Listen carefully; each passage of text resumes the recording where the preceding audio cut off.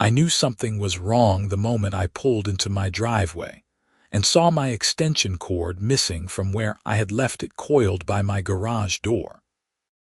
It was not just any extension cord either.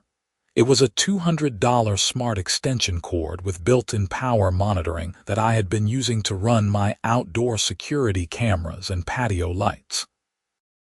I parked my truck and walked over to where the cord should have been, finding nothing but the electrical outlet I had plugged it into just that morning before leaving for work. My name is Scott Henderson, and I had been living in the Meadowbrook Hills subdivision in Scottsdale, Arizona, for about 8 months. The community was nice enough, with well-maintained lawns, strict architectural guidelines, and an HOA that seemed to take pleasure in making everyone's life just a bit more difficult than necessary. I worked as a network administrator for a tech company downtown, which meant I had a thing for gadgets and smart devices. That extension cord was not just expensive. It was connected to my phone via an app that tracked every watt of electricity flowing through it in real time. I pulled out my phone and opened the monitoring app, expecting to see zero usage since the cord was apparently gone. Instead, I saw active power draw. Someone was using my extension cord right now, and the app was telling me exactly how much electricity was flowing through it. I stared at the screen, watching the numbers fluctuate between 80 and 120 watts. Whoever took my cord did not just steal it and throw it in their garage. They were actively using it for something. The app had a feature that tracked historical usage patterns, and I scrolled through the data to see when the cord had been moved. According to the GPS function, which I had enabled for security purposes, the cord was still in my neighborhood. In fact, it was only about 200 feet away from my current location. I zoomed in on the map display, and the pin dropped right on a house 4 doors down from mine. That was the Zimmerman house, where Karen Zimmerman lived with her husband Paul. Karen Zimmerman was the vice president of the Meadowbrook Hills HOA, a position she wielded like a weapon against anyone who dared to violate even the most trivial community rules. She was in her late 40s, always wore her blonde hair in that particular style that screamed entitlement, and drove a white Lexus SUV with a vanity plate that read, HOA. I had received 3 violation notices from her in the 8 months I had lived here. One for leaving my trash cans visible from the street past noon on collection day. One for having a garden hose that was not the approved beige color, and one for parking my work truck in my driveway overnight instead of in my garage. I walked down the sidewalk toward her house, my phone in hand, watching the power usage fluctuate on my screen. As I got closer, I could hear a low humming sound coming from her backyard. I walked up her driveway, noting the perfectly manicured lawn and the decorative stones arranged in patterns that probably violated some kind of natural law. The side gate to her backyard was open, which was unusual because Karen was normally paranoid about security and privacy. I pushed the gate open wider and stepped into her backyard. There, coiled neatly and plugged into an outlet on the side of her house, was my bright orange extension cord. It ran across her patio to a large inflatable pool that had not been there the last time I had walked past her house. The pool was one of those above-ground models that held probably 1,000 gallons of water, and my extension cord was powering the filtration pump that was keeping the water clean. I stood there for a moment, trying to process what I was seeing. Karen Zimmerman, the woman who had cited me for a non-beige garden hose, had stolen my extension cord to power her tacky inflatable pool. The irony was almost too much to handle. I pulled out my phone and started taking pictures, making sure to capture the cord, the pool, and the fact that it was clearly my cord based on the distinctive orange color and the smart plug adapter at the end. "Can I help you?" a sharp voice called out from behind me. I turned to see Karen standing on her back porch, wearing a floral sundress and oversized sunglasses. She had her hands on her hips in that universal pose of suburban outrage, and her mouth was already twisted into a scowl. "Yeah, you can help me by explaining why my extension cord is in your backyard powering your pool," I said, holding up my phone to show her the photos I had just taken. "I have no idea what you're talking about," Karen said, walking down the porch steps toward me. "That cord has been mine for months. I bought it at Home Depot." "Really? Because this cord is connected to an app on my phone that tracks its power usage and GPS location," I said, pulling up the monitoring screen to show her. "See? It shows exactly how much electricity you're using right now, and it shows that this cord was at my house this morning and moved here around 11:30. Karen's face went through several interesting color changes, from pink to red to almost purple. "That's impossible. You're making that up. That's just some fake app or something." "It's not fake. This is a smart extension cord with built-in monitoring. Cost me $200 on Amazon. I've been using it for my security cameras and patio lights," I explained, keeping my voice calm even though I wanted to yell at this woman for her audacity. "Now, are you going to give me my cord back, or do we need to involve the police?" "You're trespassing on my property," Karen shot back, her voice rising. "I'm the vice president of this HOA, and I have every right to confiscate items that violate community standards. Your cord was visible from the street, which is a violation of Section 7, Paragraph 3 of the HOA bylaws. All outdoor equipment must be stored out of sight when not in use." I blinked at her, genuinely shocked by the mental gymnastics she was performing. "So your solution to my cord being visible was to steal it and use it yourself? That's not how HOA violations work, Karen. You can't just take people's property." "I did not steal anything. I confiscated it, and I will return it once you pay the fine for the violation," she said, crossing her arms over her chest. "That's $50 for the first offense." "You're insane," I said flatly.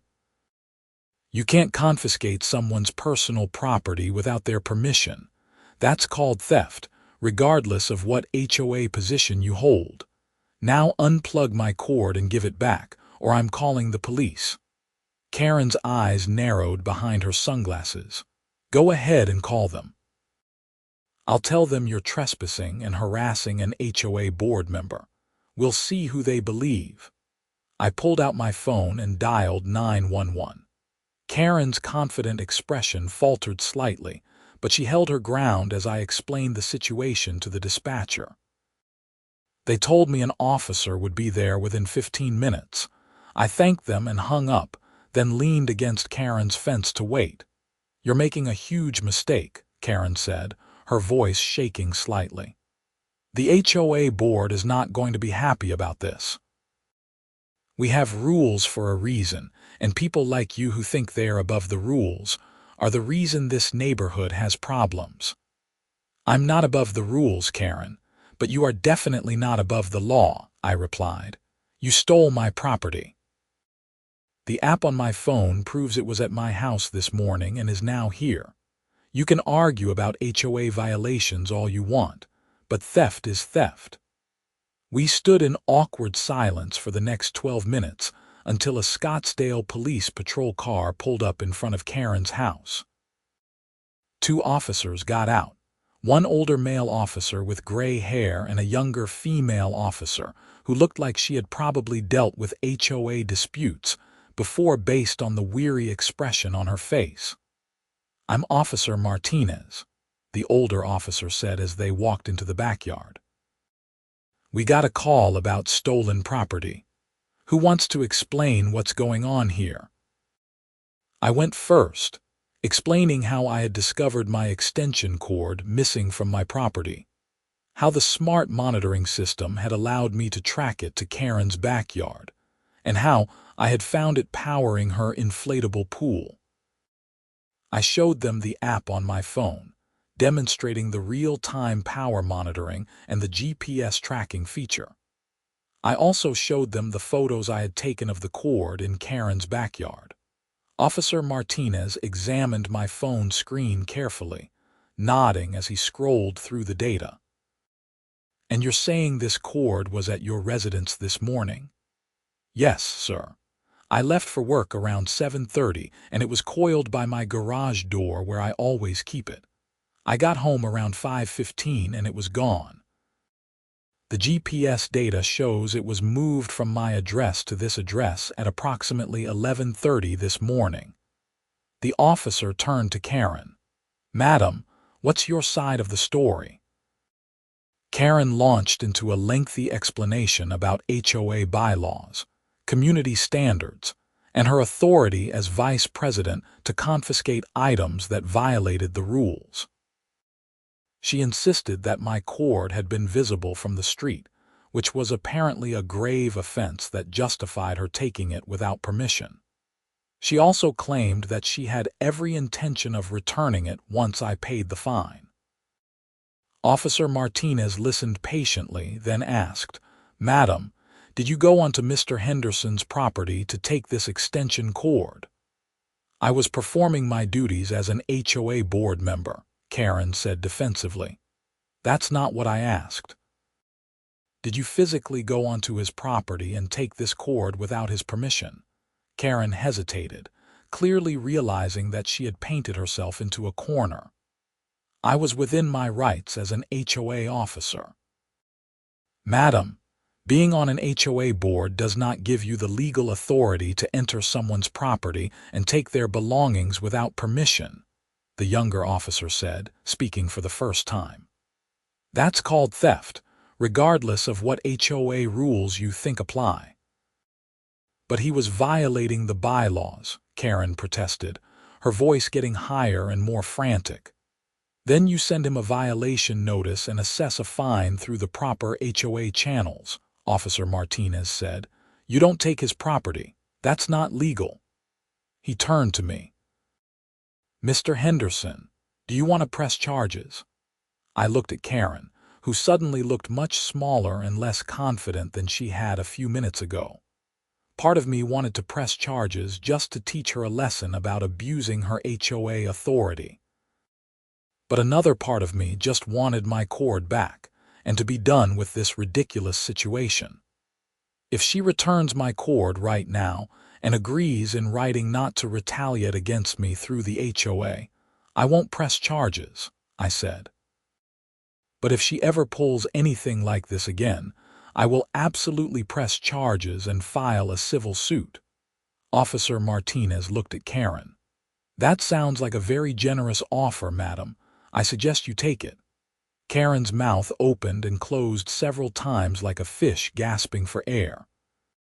Finally, she walked over to the cord, unplugged it from the wall, and coiled it up with jerky, angry movements. She walked over and practically threw it at me, though I caught it easily. "I'll need that agreement in writing," I said to the officers.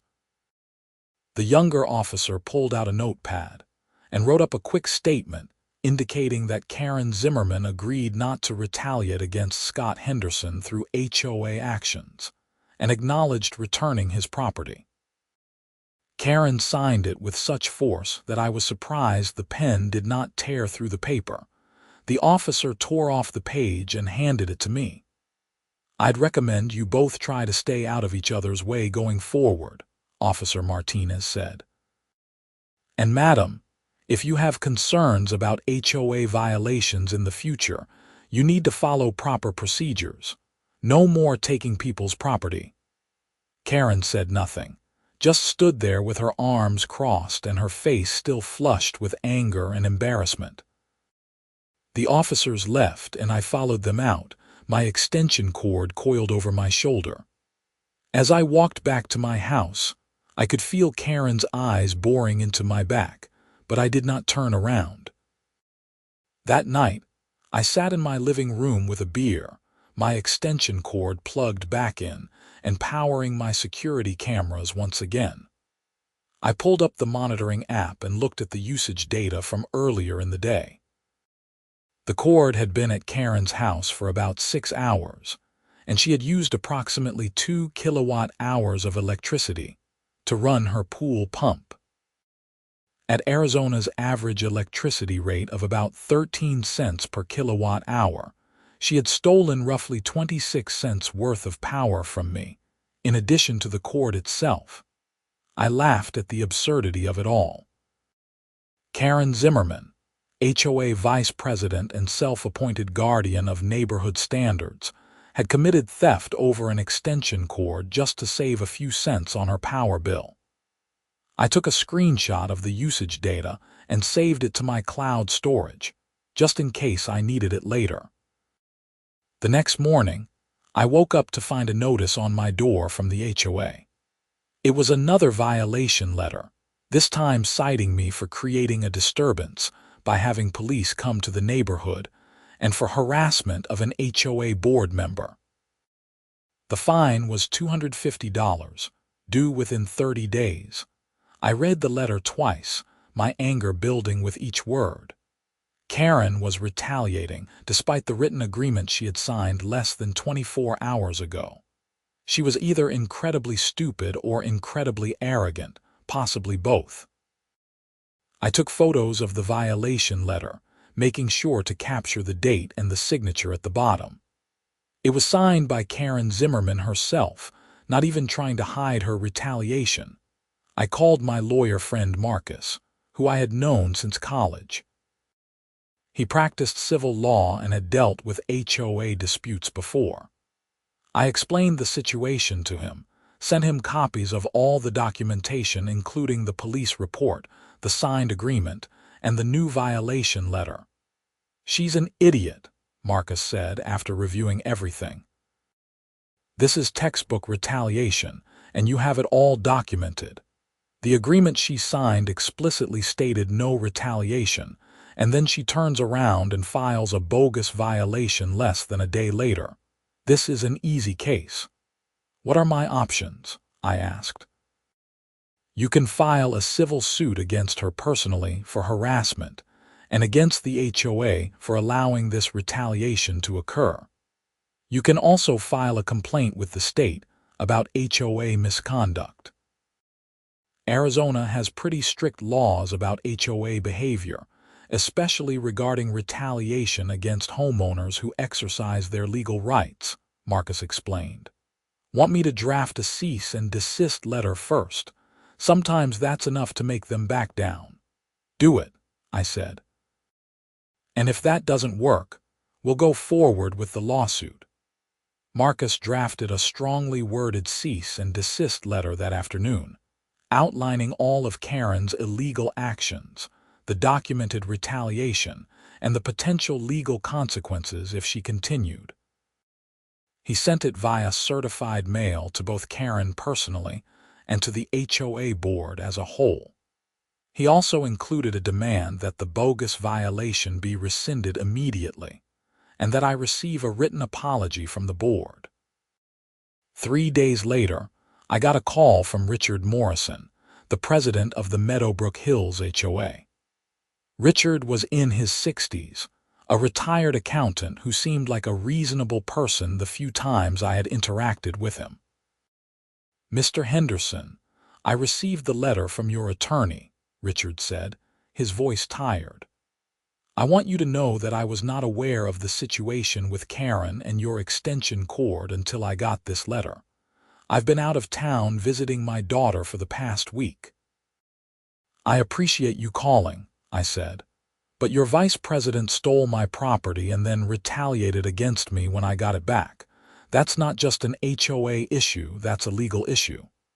"I understand, and I agree with you completely. I've already spoken with Karen, and she's been removed from her position as vice president effective immediately. The board voted on it this morning in an emergency session. The violation notice has been rescinded, and you won't be receiving any fines," Richard explained. I'd also like to formally apologize on behalf of the HOA for Karen's behavior. What she did was completely unacceptable and not representative of how this board should operate. I appreciate that, but I need it in writing, I said. And I need assurance that Karen won't be in any position to affect my standing in this community going forward. You'll have a written apology by the end of the day, and Karen has been barred from serving on the HOA board for the next 5 years per our bylaws regarding misconduct. She's also been assessed her own fine for misuse of her position, Richard said. Is there anything else we can do to make this right? I thought about it for a moment. I want all the violation notices she's sent me in the past reviewed by the full board to determine if they were legitimate or if she was harassing me from the start. Consider it done. We'll review them this week and get back to you, Richard promised. True to his word, I received a formal written apology from the HOA board that afternoon via email. It was professional, acknowledged Karen's misconduct, confirmed her removal from the board, and apologized for any distress her actions had caused me. I forwarded it to Marcus, who confirmed that it was adequate for our purposes. The following week, I received another letter from the HOA, this time signed by Richard Morrison. The board had reviewed all 3 violation notices that Karen had issued to me over the past 8 months, and they had determined that 2 of them were invalid.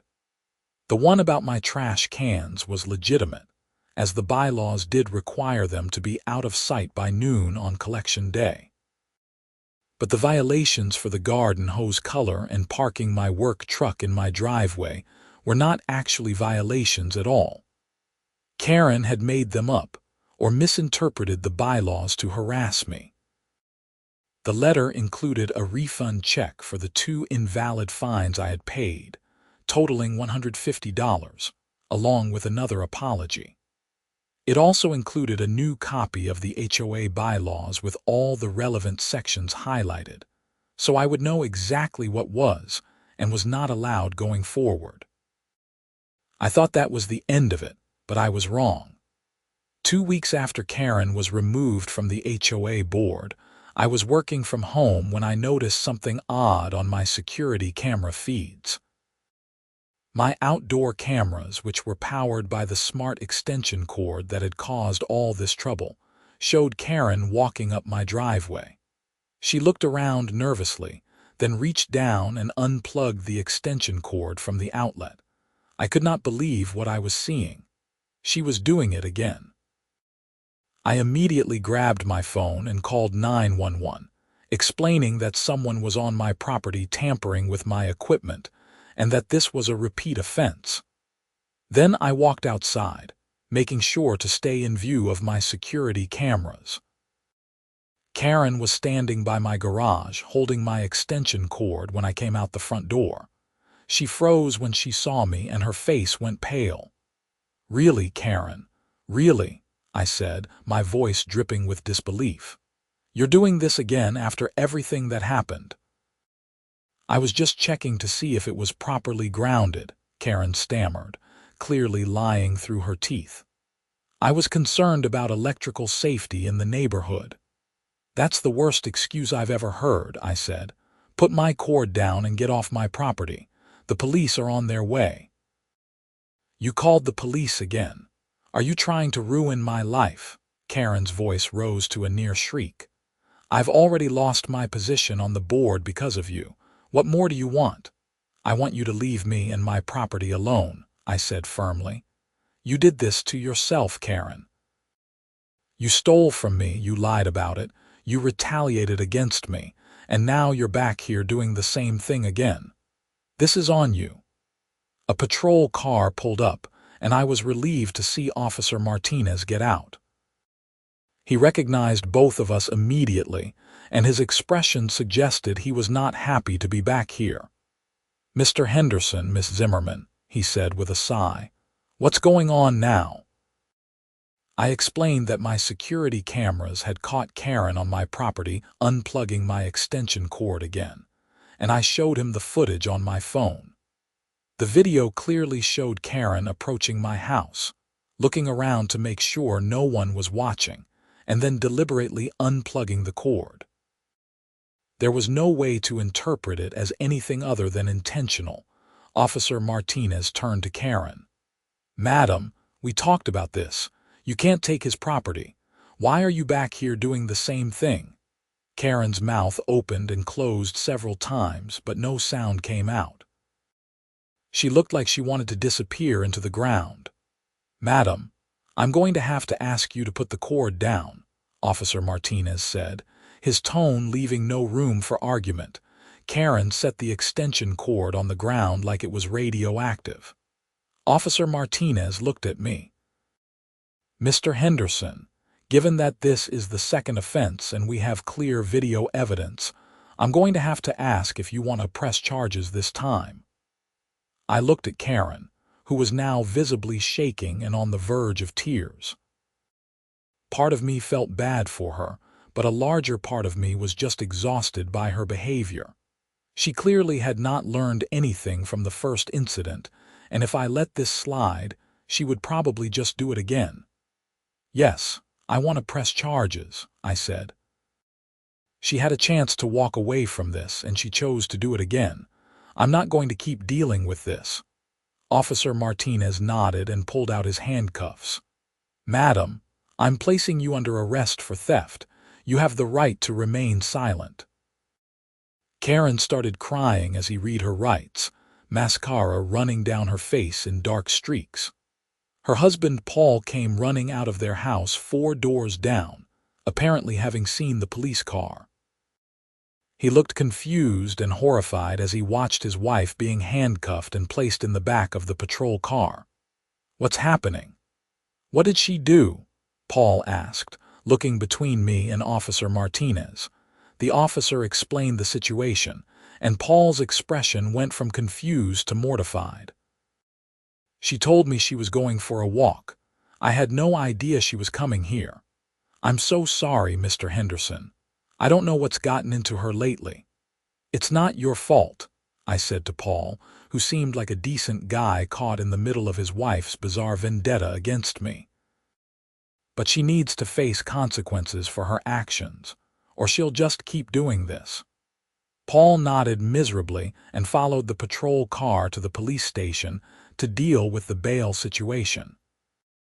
I went back inside, plugged my extension cord back in, and sat down at my computer to write up a detailed timeline of everything that had happened for my lawyer. Marcus called me that evening after I sent him the security footage and the new police report. "She's facing criminal charges now," he said. "Theft, trespassing, possibly harassment given the pattern of behavior.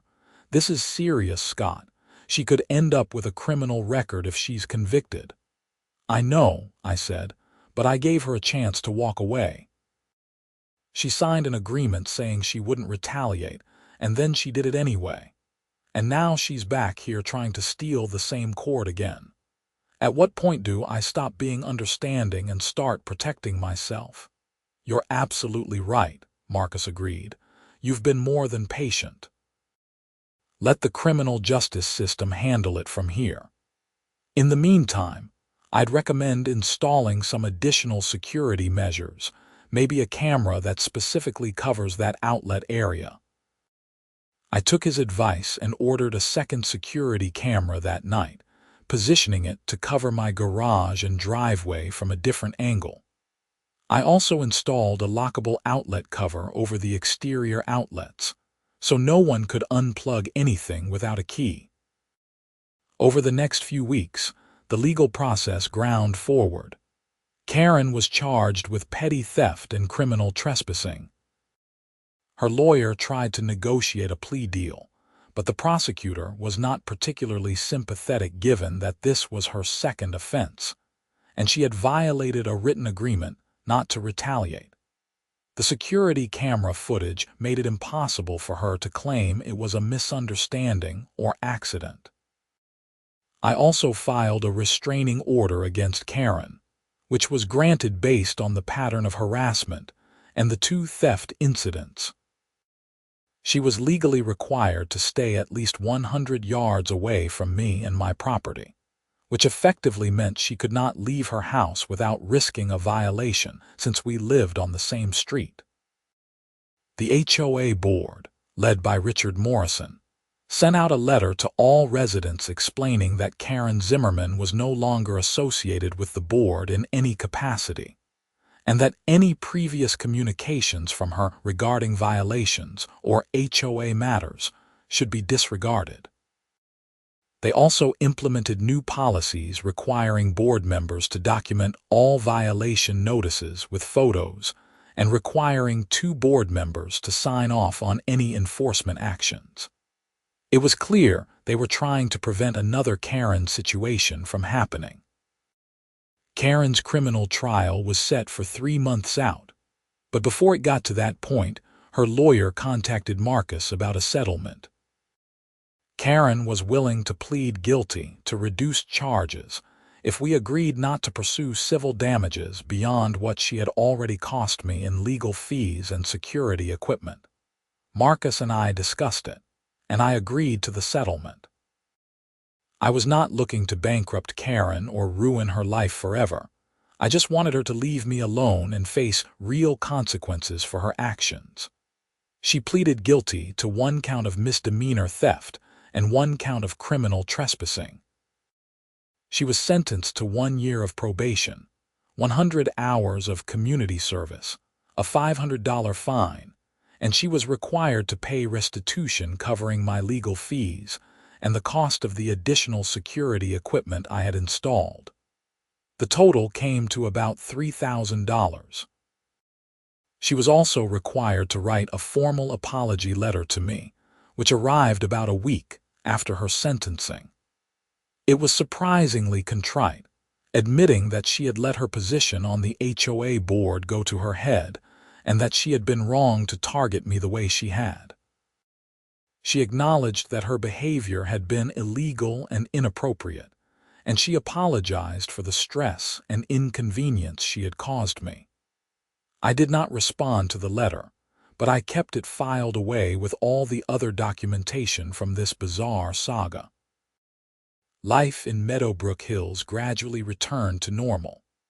I never saw Karen outside her house, probably because the restraining order made it nearly impossible for her to move around the neighborhood while I was home.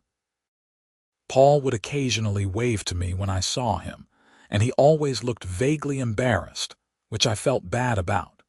He seemed like a nice guy who had gotten stuck with a wife who had some serious control issues. The new HOA board was significantly more reasonable than the old one.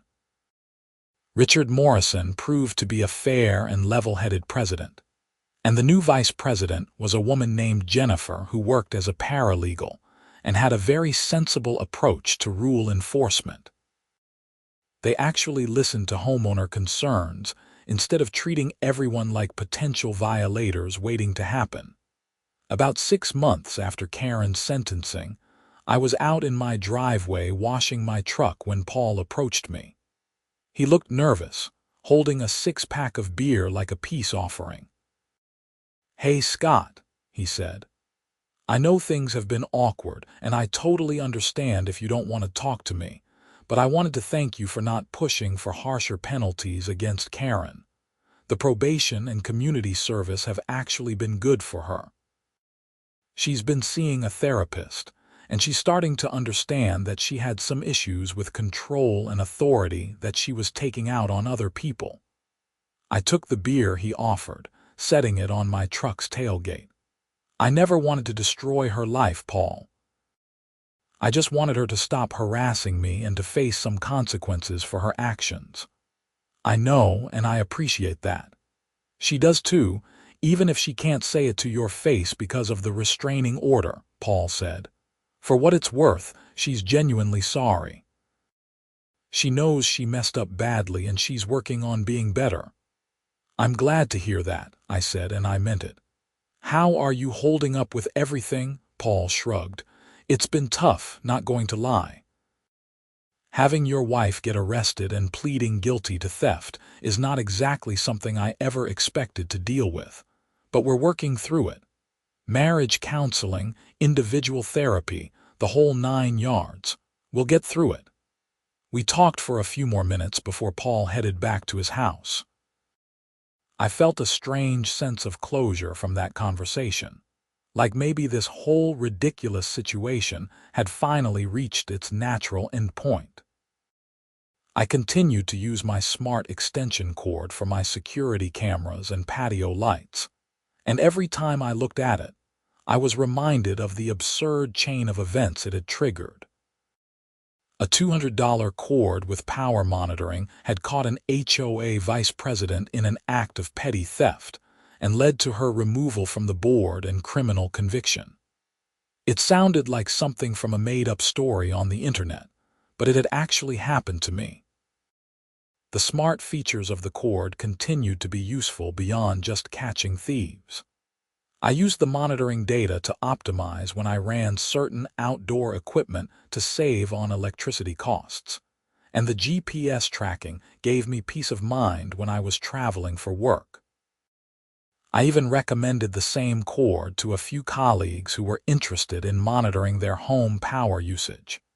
The HOA continued to function much more smoothly under Richard's leadership. They actually started focusing on real community improvements instead of nitpicking homeowners over trivial violations. They repaved several streets that had needed work for years, updated the neighborhood's landscaping, and organized community events that people actually wanted to attend. It was like night and day compared to how things had been when Karen was on the board. I eventually learned from another neighbor that Karen had not been the only person on the receiving end of her overzealous enforcement. Several other homeowners came forward after her removal from the board, sharing stories of questionable violation notices and harassment from Karen over minor or non-existent infractions. The board reviewed all of these cases and issued refunds where appropriate, which helped restore some trust in the HOA system. One interesting development came about 4 months after the criminal case wrapped up. I was checking my mailbox when I found a letter from a local news reporter asking if I would be willing to share my story for an article. They were writing about HOA abuse in Arizona. Apparently, my case had attracted some attention in local legal circles because of how well documented everything was, and because it represented a pattern of HOA board members overstepping their authority. I discussed it with Marcus, who thought it might actually be helpful to share the story publicly as a cautionary tale for other HOA boards. I agreed to an interview, making sure to stick to the facts and not embellish anything. The reporter, a woman named Linda Chen, was professional and thorough, and she clearly had done her homework about HOA issues in Arizona. The article ran 2 weeks later in the Arizona Republic, one of the larger newspapers in the state. It was titled, "Smart Technology Catches HOA Official in Theft, Sparks Broader Conversation About Board Accountability." The article detailed my case, but also included broader context about HOA problems in Arizona and across the country. Linda interviewed several legal experts who explained that HOA board members often believe they have far more authority than they actually do, and that homeowners have legal rights that cannot be overridden by HOA bylaws. The article included quotes from me, my lawyer Marcus, Officer Martinez from the Scottsdale Police Department, and even Richard Morrison representing the HOA board.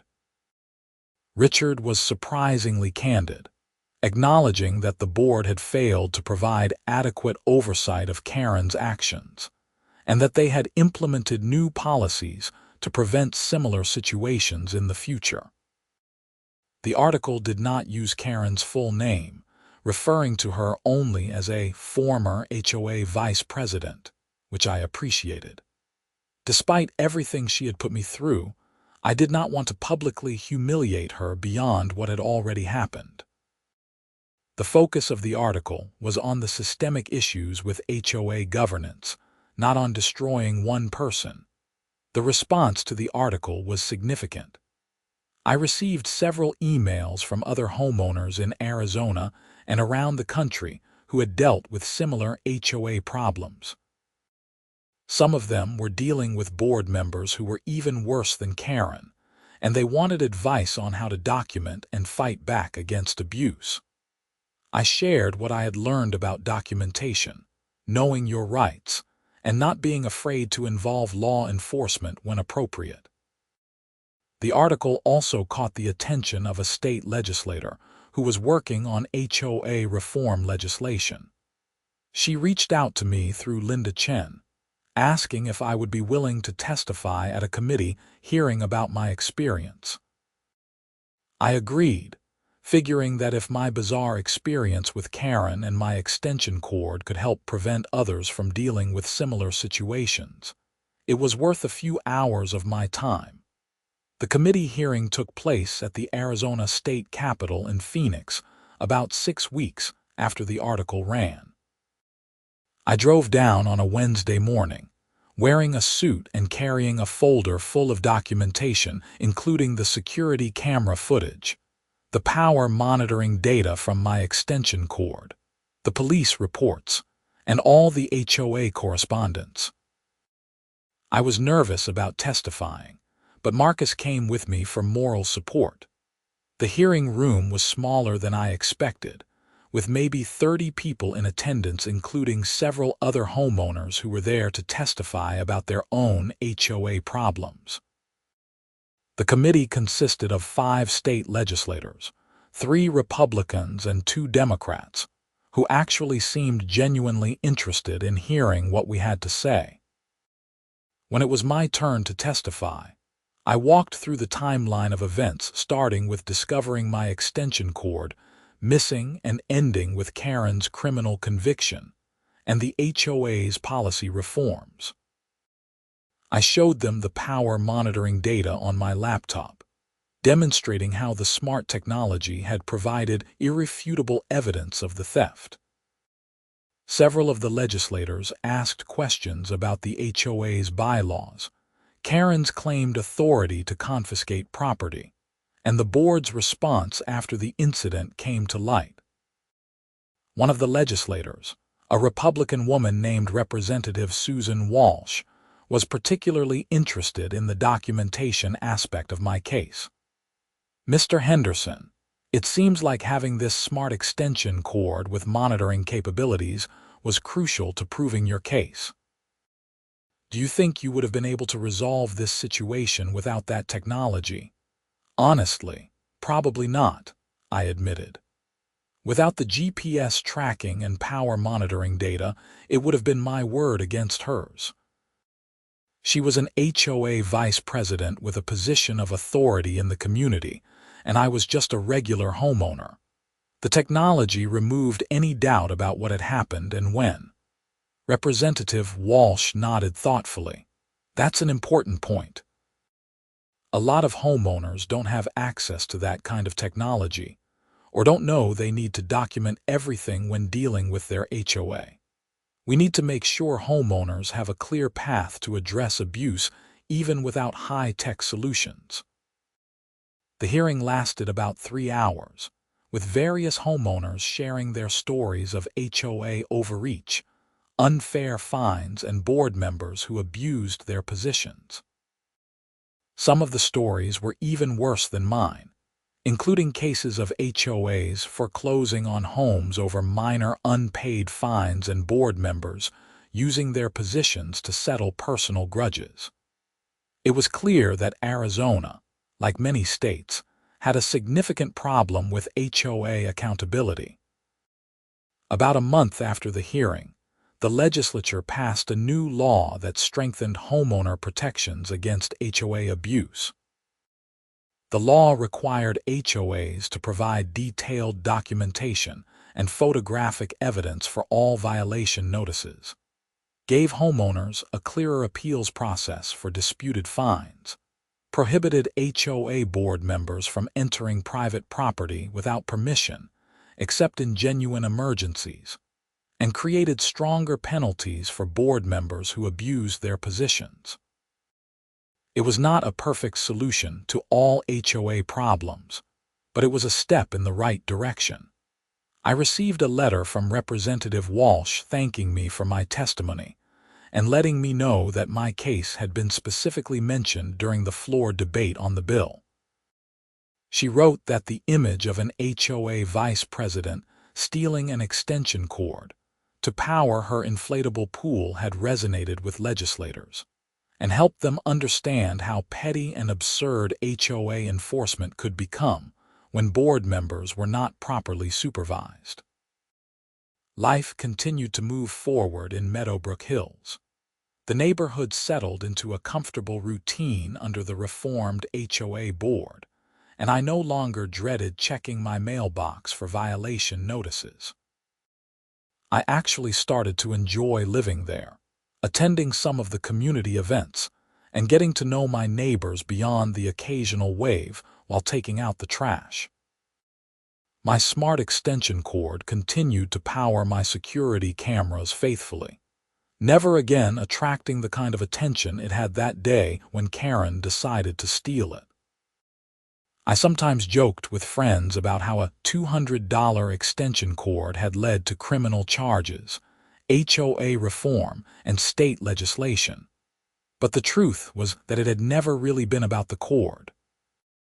It had been about standing up to someone who abused their authority and holding them accountable for their actions.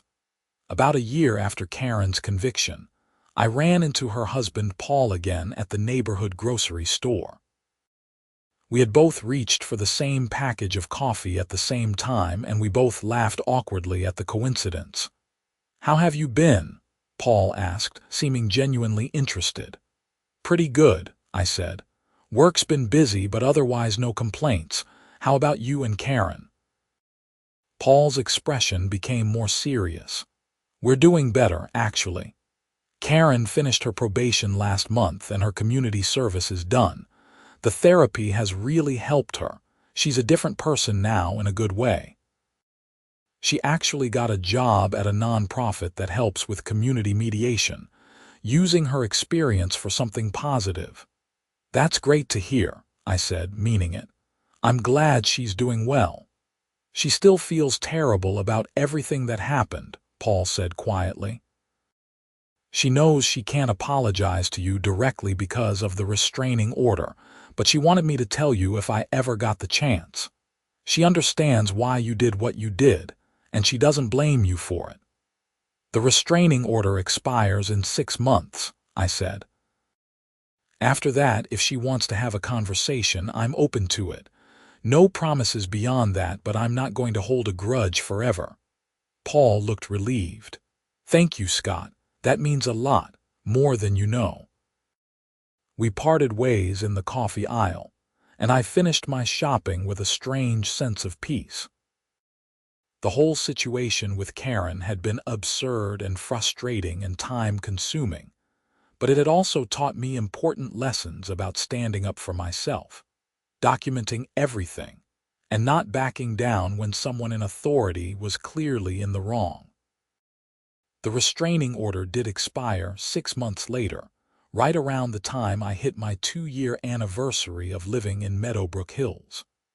A few days after it expired, I found a handwritten letter in my mailbox. It was from Karen, and it was longer and more detailed than the court-ordered apology she had sent after her conviction. In the letter, she explained that she had been going through a difficult time when all of this happened, dealing with some personal issues that she had been taking out on others through her HOA position.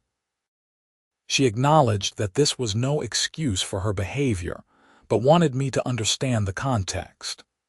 She wrote about how getting caught and facing criminal charges had been humiliating but ultimately necessary, forcing her to confront problems she had been ignoring for years. She thanked me for not pushing for harsher penalties, and for being willing to accept her apology through Paul. The letter ended with an offer to sit down for coffee if I was ever willing, Not to become friends necessarily, but to have closure on a difficult chapter for both of us. She included her phone number and email address, leaving the ball in my court. I thought about the letter for several days before responding. I ultimately decided to take her up on the coffee offer, curious to see if she really had changed as much as Paul claimed. We met at a neutral location, a Starbucks halfway between our neighborhood and downtown Scottsdale, on a Saturday morning. Karen looked different than I remembered. She seemed smaller somehow, less aggressive, with a softer expression, and none of that HOA authority swagger she used to carry. We ordered our coffees and sat down at a corner table, and there was an awkward silence for a moment before she spoke. "Thank you for meeting me," Karen said quietly. "I wasn't sure if you would." "I figured we're going to be living on the same street for the foreseeable future, so we might as well try to be civil," I said. "Paul told me you've been working on yourself. That's good." "I have been. Therapy, medication for anxiety, working at the mediation center." "It's been a journey," Karen said. "I owe you a real apology, Scott. What I did was wrong on so many levels. I let my position on the HOA board go to my head, and I started seeing homeowners as enemies instead of neighbors. When you stood up to me, it triggered something, and I just kept making worse and worse decisions." "Why my extension cord specifically?" I asked, genuinely curious. "Of all the things you could have targeted, why that?" Karen actually laughed, though it was a bitter sound. "It sounds so stupid now, but I convinced myself that you were being deliberately defiant by leaving it visible, like you were testing me or something. And when you called the police instead of just backing down, I felt like I had to prove I was right, even though I knew deep down that I wasn't. It became about winning instead of about anything rational." "That's some serious self-awareness," I said. "I'm glad you've been able to work through that." We talked for about an hour, covering everything that had happened from both perspectives. Karen told me about how her arrest had been a wake-up call not just for her HOA behavior, but for other aspects of her life, where she had been too controlling and rigid. She talked about how Paul had almost left her over it, and how that fear had motivated her to really commit to changing. I shared how the whole experience had taught me to stand up for myself more effectively, and how it had led to the newspaper article and my testimony at the state legislature.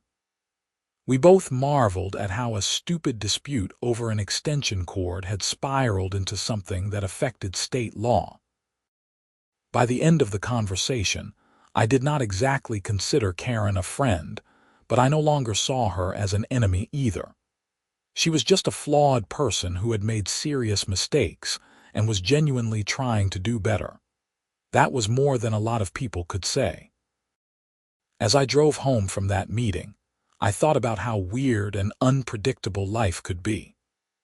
A year and a half ago, I never would have imagined sitting down for friendly coffee with the woman who had stolen my extension cord and made my life miserable. But here we were, both having grown from an experience that had been painful but ultimately educational for everyone involved. I pulled into my driveway and walked past my garage, where my smart extension cord was still coiled neatly, plugged into the outlet with its lockable cover secured. The power monitoring app on my phone showed normal usage from my security cameras. Everything was exactly as it should be. I went inside, grabbed a beer from the fridge, and sat down on my back patio. The Arizona sun was starting to set, painting the sky in shades of orange and pink. My phone buzzed with a text from Marcus, asking how the meeting with Karen had gone. I told him it had been surprisingly positive, and that I thought this whole saga was finally, truly over. He responded with a thumbs-up emoji and a joke about how I should write a book about the most expensive extension cord in Arizona history. I laughed and told him that nobody would believe it if I did. But as I sat there watching the sunset, I thought about all the people who had reached out after the newspaper article, all the homeowners dealing with their own HOA nightmares, and all the ways that standing up to Karen had created ripples far beyond my own situation. Maybe there was value in telling the story, not as a book necessarily, but as a reminder that ordinary people could push back against abuse of authority and win. The Meadowbrook Hills HOA continued to function smoothly under Richard Morrison's leadership for another year before he decided to step down and let someone else take over. The new president was a younger guy named David who worked in tech like me and had a very practical approach to community management. Under his leadership, the HOA actually started using technology to make things easier for homeowners, including an app for submitting maintenance requests and viewing community documents. I eventually joined the Architectural Review Committee, figuring that if I was going to live in an HOA community, I might as well help shape how it was run. It was a good way to make sure that the reforms Richard had implemented stayed in place, and that no future Karen situation could develop unchecked. Paul and Karen ended up moving about 2 years after her conviction, not because they were forced out, but because Paul got a job offer in Colorado that was too good to pass up. Karen stopped by my house before they left, bringing a plate of cookies as a farewell gift. We chatted for a few minutes about their plans and about how much the neighborhood had changed since the drama of the extension cord incident. "I'm glad I'm leaving this place on good terms," Karen said. "For a while, I thought I'd be remembered as the crazy HOA lady who got arrested forever." "People's memories are shorter than you think," I assured her. "And honestly, the changes that came out of it have been good for everyone, so maybe it all worked out the way it needed to." After they moved, a young couple with a baby moved into their house. They seemed nice, and I made a point to welcome them to the neighborhood and let them know that the HOA was actually reasonable these days.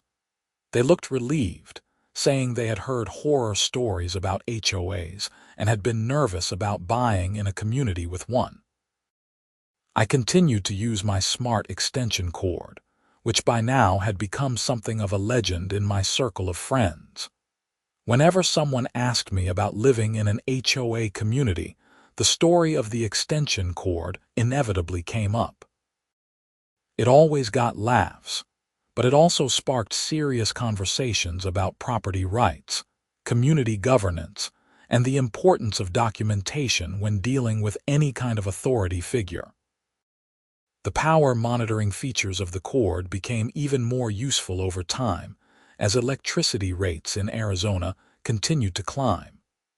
I was able to optimize my outdoor equipment usage and even identified a faulty camera that was drawing too much power. The GPS tracking gave me peace of mind, though thankfully I never needed to track a stolen cord again. Life in Meadowbrook Hills settled into a pleasant routine. The reformed HOA focused on actual community improvements rather than petty enforcement. Neighbors got to know each other through community events rather than through violation notices.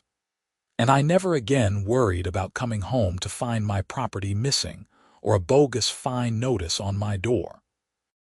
The story of Karen and the extension cord became a cautionary tale that the HOA board shared with new board members during their orientation. It served as a reminder of what could happen when board members overstepped their authority and forgot that they were supposed to be serving the community, not ruling it. Looking back on the entire experience, from discovering my cord missing to Karen's conviction to the legislative reforms to the eventual reconciliation, I realized that sometimes the most absurd situations teach the most important lessons. A $200 extension cord with smart monitoring features had exposed corruption, led to meaningful reform, and taught me that standing up for yourself, even in small things, could create change far beyond what you initially imagined. My friends still joked that I had the most expensive extension cord in history when you factored in all the legal fees, police time, legislative attention, and media coverage it had generated. But I always pointed out that the real cost was not monetary. It was about what happens to communities when people in authority are not held accountable for their actions. The extension cord was just the tool that made the accountability possible. As I sit here now, several years removed from that initial theft, I still have that same smart extension cord powering my outdoor cameras. It has become a symbol of sorts, a reminder that technology can be a powerful tool for justice, and that even the smallest act of standing up for yourself can have far-reaching consequences. Every time I check the power monitoring app and see everything running normally, I am reminded of how far things have come since that day I discovered my cord missing and tracked it to Karen's backyard inflatable pool. The Meadowbrook Hills community thrived under its reformed governance structure, proving that HOAs could function effectively when they focused on genuine community needs rather than petty enforcement and power trips.